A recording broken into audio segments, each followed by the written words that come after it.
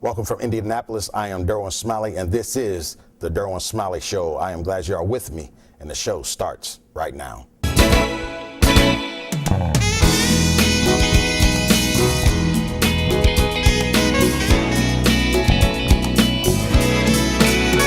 Dr. Debra A. Miller, MD, is a board-certified obesity specialist.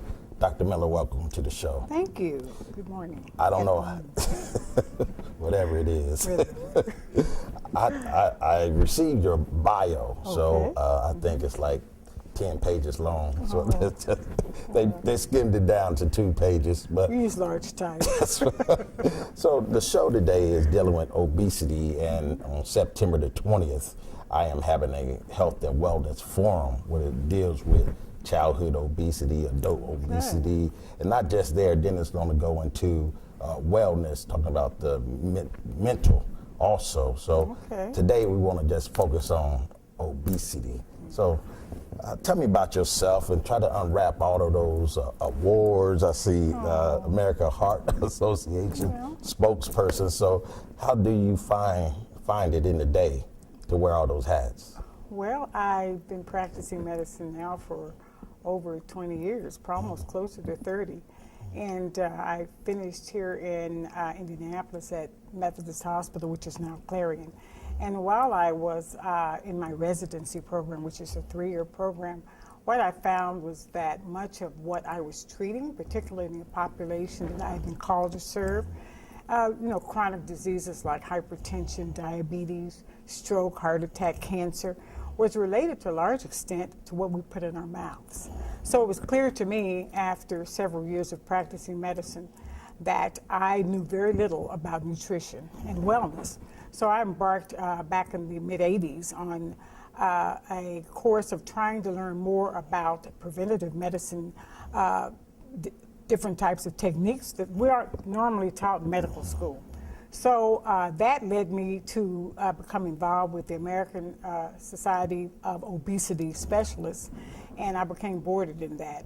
And so really the focus that I have currently on wellness and obesity centers around the need to address all of the different disorders that are associated with that, because there are so many comorbid conditions that come out of an excess of body fat, for instance. So tell me, break it down. What is obesity? Well, obesity, to put it succinctly, is an excess of body fat. We think of people as being overweight and or obese, and it really is a complex chronic disorder. In fact, a year ago last month, the M.H.A. actually came out finally and stated that obesity is a disease. And the disease typically, particularly chronic disorders, are disorders that when treatment is withdrawn, they tend to recur. Okay, so obesity is, particularly in adults, is one disorder, and in children it's another. There's distinctly different disorders. So it's real, obesity is very complex. It's very complex, it's a complex disorder.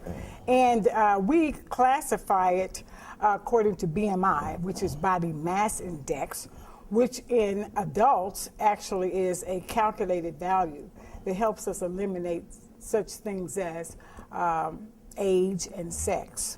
So it's really based upon height and weight, and the reason that it's so important to know what one's BMI is, when in fact over 30 is in fact obese and over 25 is considered overweight, okay, which is a number, a calculated number.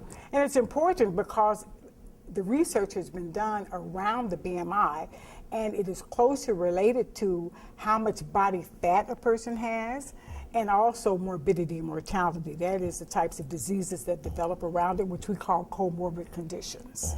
What are some of the side effects or some of the health risks that one might encounter being obese? Well, I would like to preface this answer by stating that there are 2 preventable disorders or 2 preventable conditions in this country.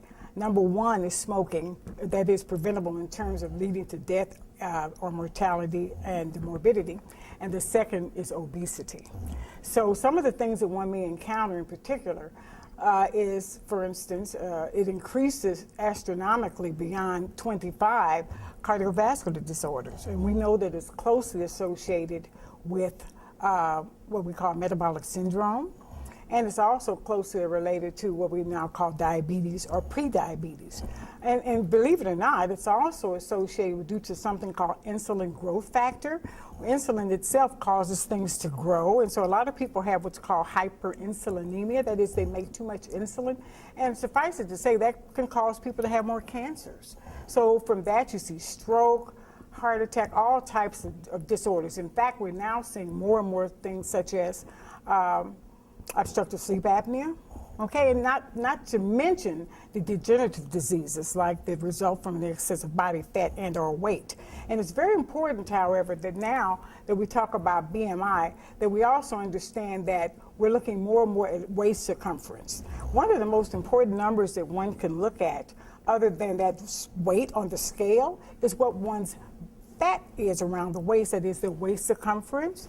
And in men, it should be certainly less than 40, and in women less than 35. And that has a lot to do with the different types of fat that we have and where it's located and associated with disease. We call it visceral fat. And depending upon how much fat one has around the waist, it can be closely associated with diseases, for instance, like diabetes, which leads to just a cascade of events, particularly diabetes and stroke and heart attack. She is Dr. Debra Miller. Stay with us.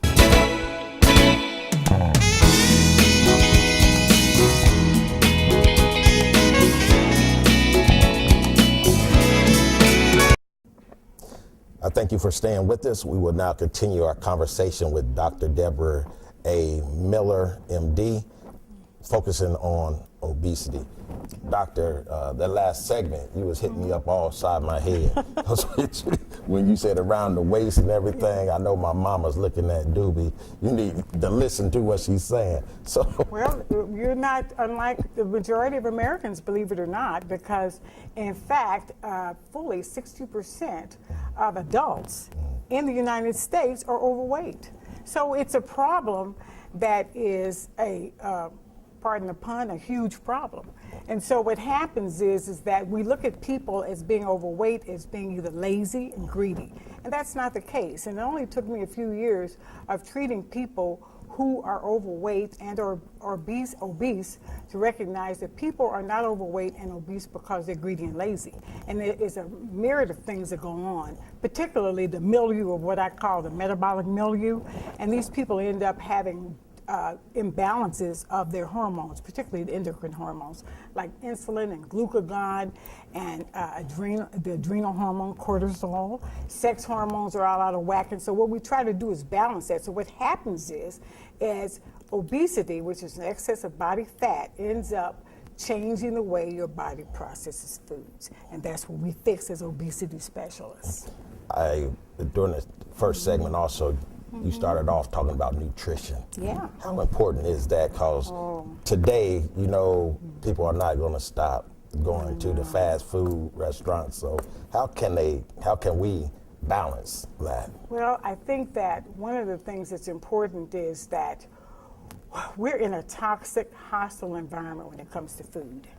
And what we have to realize is that our foods have drastically changed since the 50s. And not only are they processed and refined, but there are a lot of things that are added to our foods that not only entice us to eat more, but change the way that our body processes, our hormones interact, our body processes macronutrients such as carbohydrates, proteins, and fats. And so nutritionally, what we need to do is to be very careful in what we put in our bodies. Really, if you think about it, food is one of the most potent things that we put into our body on a regular basis. In fact, it's a drug.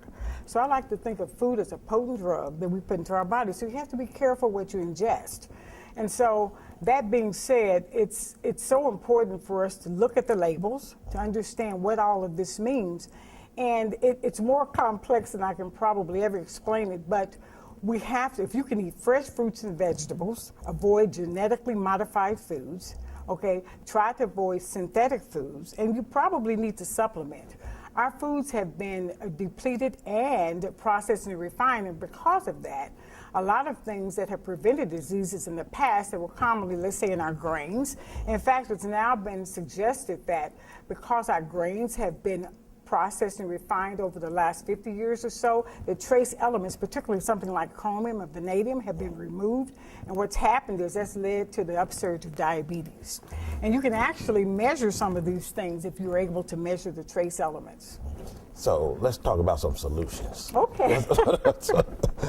Well, I think that one of the things that you need to do is to be aware that obesity is treatable, and that it is, in fact, not the result of something necessarily that you did or didn't do. And I think those of us who have struggled with our weight only have to know that there are people who eat this much food and never gain a pound, and there are people who eat this much food and gain a lot of weight, right? I mean, that's true. So knowing that, it's therefore how a person processes foods that is the difficulty. So what do? Well, I think that, first of all, you have to seek out someone who understands that it is indeed something that needs to be addressed as a chronic disorder. That is, if I have high blood pressure and I give you a hypertensive medication and your blood pressure goes down, and I say, okay, Mr. Smalley, that's fine, let's take this blood pressure medicine away. And you would say, what? I've got high blood pressure. I need to stay on my medication. Well, obesity is similar to that. You need to monitor it and you need to do surveillance. And so you need to make sure that you're able to balance out the hormones. I would say that if you're struggling with your weight and some of the simple things don't work, seek out a qualified, bariatrician or obesity specialist like us, or we can refer you to someone, okay? Now, children are a lot easier to treat, so certainly exercise is important, no doubt. In adults, exercise is great for maintenance, okay? And you have to have, as I said, a proper, as much as possible, foods that are not processed and refined. In fact, some of the things that we've added to foods have contributed to the problem significantly, such as high fructose corn syrup. That is an extremely dangerous, in my opinion, substance that's placed into foods. Also, there have been studies that have been done on, let's say, sugar substitutes. And they found that people who actually were using sugar substitutes tend to eat more when it came to requiring more things that are sweet, because it dulls or changes the way that the body or the taste buds respond to sweetening. So necessarily eating low fat, low carb, all these different things that people tend to think is the answer isn't necessarily the answer. In fact, the diet industry, in their rush to judgment on what was making people overweight, had foods that are very high in carbs and modified foods, also foods that were refined and processed. And what has happened? You see this huge surge in people being overweight. Why? Because that wasn't indeed the problem. And for everyone, the problem is different. Okay? So so the solutions are, you got to exercise properly. Okay, that's without exception. Okay, even people who aren't overweight need to do that. You have to eat foods that are balanced and nutritionally sound, and most likely not modified foods that are fresh vegetables. Okay, and I tell people a sugar detox diet works in just about all of us. And I would, and some people may disagree with this, but I say no bread, cereal, rice, corn, and potatoes. And everybody says, what am I going to eat? Well, I had told a patient that one time, and she came back about 10 pounds heavier the next week. And I said, well, you know what? I said, I told you no bread, cereal, rice, corn, and potatoes. She said, that's right, doctor. All I ate was cookies and cakes and pies. So we have to be very explicit about what we tell people to eat. And we have to also be very careful, in fact, that we know that what they're eating is indeed the problem, because it's not always what we're just eating. As I said before, it's how our bodies process foods. Make sense? Yes, ma'am. Okay, I certainly hope so. She is Dr. Debra A. Miller, board-certified obesity specialist. Thank you. Just stay with us.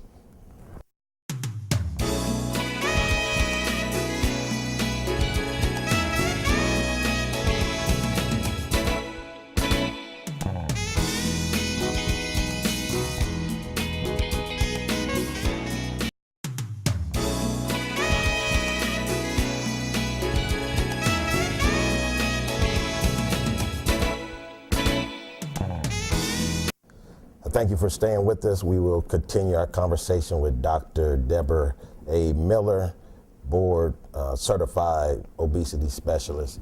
Doctor, when we went to break, we was talking about the nutrition part, and then we touched a little bit on exercise. I also want to talk about there's this move to eat everything organic. Can you speak a little bit about that? Well, I think that organic foods are, the problem with that is that we don't always know what they mean by that, okay? And we can say it's organically certified and what have you, but I think that it's an expensive way for people to accomplish something that can probably be accomplished with eating fresh fruits and vegetables. Now, personally, what I would do, I think that I'm in agreement with the First Lady.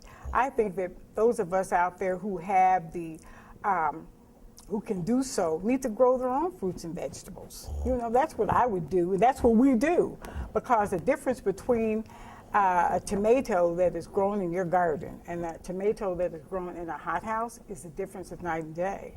And so I think that growing your own foods is probably one of the best things. In fact, they've done some studies. They actually they had something on 60 Minutes several years ago that dealt with bottled water, and what people call was purified water and what have you. And I mean, they found that it wasn't any different than the water that was in the tap. So, you know, I think that what we need to do is go back to basics. And I think that if you're not certain who you're getting it from, sometimes you can be deceived by these organic vegetables and fruits. Now, certainly, if it's certified organic, it's probably better than eating something that is processed and refined, okay? But on the other hand, we don't necessarily know what we're always getting. So I think what the First Lady has suggested in growing your own, and there's a lot of gardens that are available in the inner city, as well as, you know, in your backyard. I mean, you can, and people can actually grow their own fruits and vegetables in the boxes if they live in the city in a tenement, right? Because they can do it up on the roof. So I think that we just need to be a little bit more proactive in terms of what we're ingesting and how we can go about doing a lot of things for ourselves. Tell me, you've been saying over and over again, processed foods. And refined. What does that mean? That means that if I take, okay, we know now that if you take something like flour, for instance, that's a dead food. That means that it has no nutritive value. So if I ingest some flour, you know, white flour, for instance, that means that it's been stripped, it's been bleached, everything that is of any type of nutritional value, protein, carbohydrates, fats, vitamins, minerals, and water. Those are what you need, okay? Beyond that, anything that's been stripped of those things is useless, and the body has to deal with it as a toxin, okay? So the process of refined means that someone actually, take for instance, if you take concentrated orange juice, okay, or concentrated fruit juice. Okay, what they do, what does that mean? Well, that means that they actually, if we think about the water-soluble vitamins that are in these types of foods, well, when they subtract the water, what happens to the water-soluble vitamins and minerals, or water-soluble, in particular vitamins? It comes out with them. So then they put something else back in it, and it's not at all natural, okay, or not at all what you actually had in there at first. So when it's refined and processed, that means that something has been removed from it that is probably going through some type of process, and also they put preservatives in them. And those of us who've had children and grandchildren that have had that red dye, I mean, if you want to see my grandbaby, just hop across the floor, give her one of those red dyes. Those are called excitotoxins, and excitotoxins are put into our foods, things like M.H.A. and some of the other more well-known excitotoxins can go into the foods, and what do? They tend to exhaust our neurons, and they stimulate the neurons. And some of those things that are processed are added to those foods. And some of those, I mean, you know, there are things that are put into our foods that make us want to eat more, right? Okay, so those are what I mean by processed and refined. It's not natural, and it's things that have been removed. So the solution added. So the solution is to exercise, do your research. That's right. About what is in the labels and everything, and finally you can just grow your own That's what I mean, I think that we need to go back to basics, and we need to understand what's wrong with that. Okay, why should we visit, I don't want to say the Yellow Arch, but why should we visit, I guess I can't say that. Well, why would you want to take your children there 3 times per day? I mean, did you see that movie Super Size Me? Okay, anyway, it was out, and the guy ate a diet of McDonald's for a whole month, and before that, they took his blood pressure, his blood sugar, they weighed him, and they did a number of not only chemical, they mainly did some parameters that had to do with blood pressure and weight and what have you. Okay, blood sugar. Okay, so what happened is at the end of that month, what they found was that the guy had gained weight, okay, his cholesterol was off the track, his blood pressure was high, he was not healthier, okay? So we know for a fact that just because something tastes good, it's not necessarily good for you. Yes, ma'am. You gotta drink plenty of water as well. All right. Okay. She is Dr. Debra A. Miller, MD.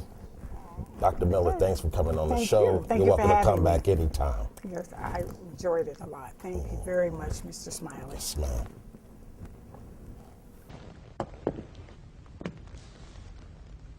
Let me tell you who to blame. Blame the boy lying at your feet, his body oozing life through the hole in his stomach where the bullet tore him apart.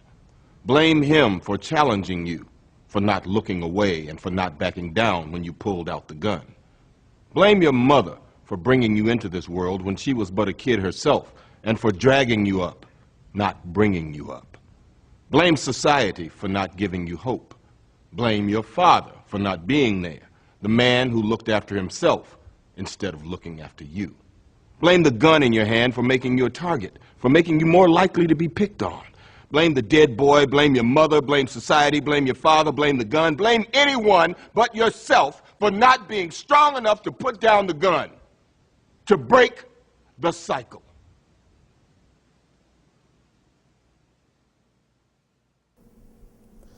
Calvin Roberson Jr. is the Vice President of Planning and Programming for Indiana Minority Health Coalition. Mr. Roberson, welcome to the show. All right, thank you, sir. Thank you for having us. Tell me a little bit about yourself and M.H.A. Currently, as you say, I'm the Vice President of Planning and Program Development for the Indiana Minority Health Coalition, and I lead the Programs Department, which oversees 24 different agencies that we fund to provide health prevention and intervention programs across the state. And what we really try to do is focus on 7 health priority areas. One of those being diabetes, another being cancer, heart disease, mental health. We do infant mortality, obesity, to try to reduce health disparities that exist in that state because minorities suffer more from preventable health ills than non-minorities. How can an individual get involved in these programs to benefit from them? They can go on www.imhc.org and they can look up their community, and hopefully they will have a local coalition affiliate that they can contact and receive services or receive information about how to access some of their programs and services in the local community. Tell me about how obesity is getting ready to overtake tobacco.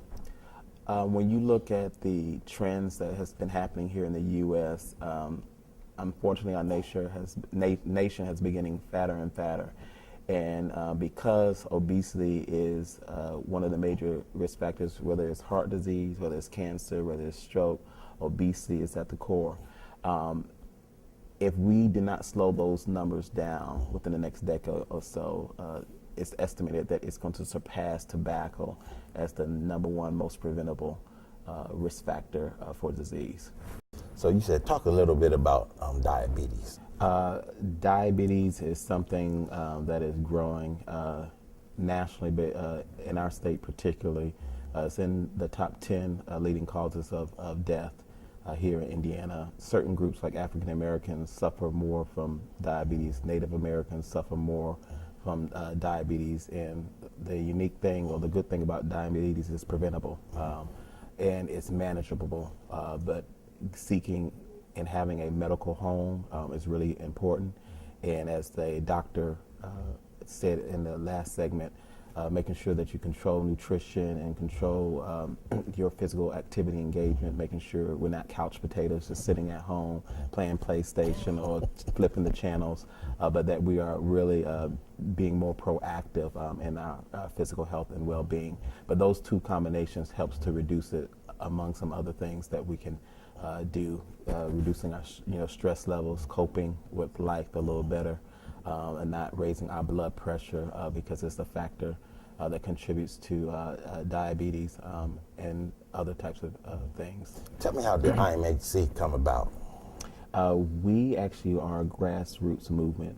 Local community members got together and forged a coalition of 9 community-based coalitions in 9 different communities around the state to respond to Secretary Margaret Heckler's report that said that minorities were suffering disproportionately from preventable health ills. And they thought, you know what, Indiana needs to take action. And so they worked with the Indiana Black Legislative Caucus as well as the Indiana General Assembly to create what we call the Interagency Council on Black and Minority Health that was charged to do a 5-year strategic plan on how Indiana could address health disparities.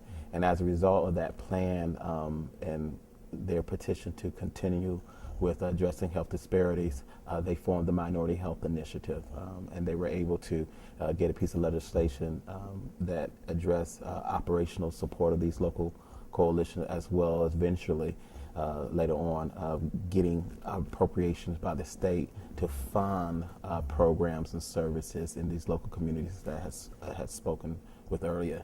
Since that time, it has grown from 9 community coalitions to 24, and they all are providing needed services to individuals that normally would not get them. Give me a success story. You have any success stories like of individuals who went through the program? And yeah, we had a individual who went through a program in Fort Wayne. They did a diabetes self-management program that was developed by Stanford University, and there was a lady there who she ended up being in a car accident. She was so committed and so impacted by their program that she actually called them and said, you know what, I'm sorry I can't make it to the program this evening, but I wanted to let you know because I've been able to lose weight, I've been able to get off insulin dependence, and she was able to do things that she has not ever done. It was because she had participated in that local coalition's programming. And so I think those are the types of changes that we're looking to see in the lives of people, that they are changing not only their behavior, but they're changing their outlook on life. He is Mr. Calvin Roberson, Jr., Vice President of Planning and Program for M.H.A, Indiana Minority Health Coalition. Mr. Roberson, thanks for coming on the show. Thank you. You're welcome back anytime. That's our show for this evening, and remember, you may follow us on the World Wide Web at thederwinsmiley.show.com. And remember, my sole purpose is to inspire the greatness in you. I'll see you next time.